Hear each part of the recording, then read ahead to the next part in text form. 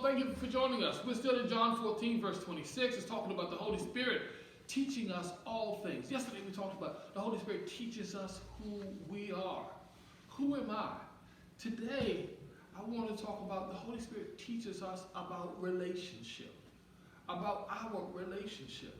And sometimes we need to, no, let me rephrase that. All the time, we need to consult the Holy Spirit when it comes to relationships.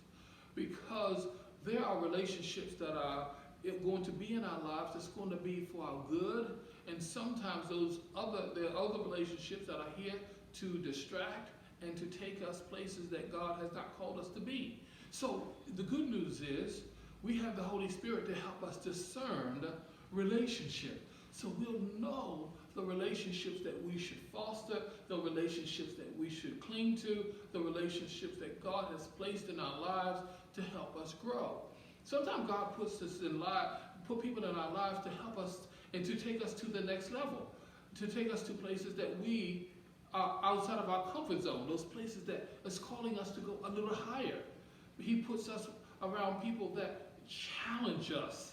And sometimes he puts people around us that are telling us to where we are right now is good enough. And those people are not here for our good. But the Holy Spirit wants us to teach us about relationships. Not just relationships in our families and in our home, but how do we relate to one another in marriage?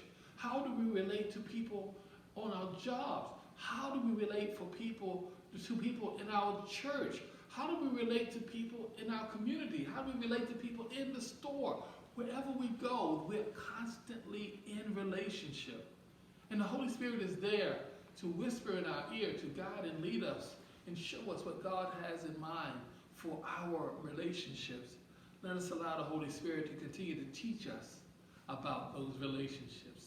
Thank you for joining us. We'll see you next time.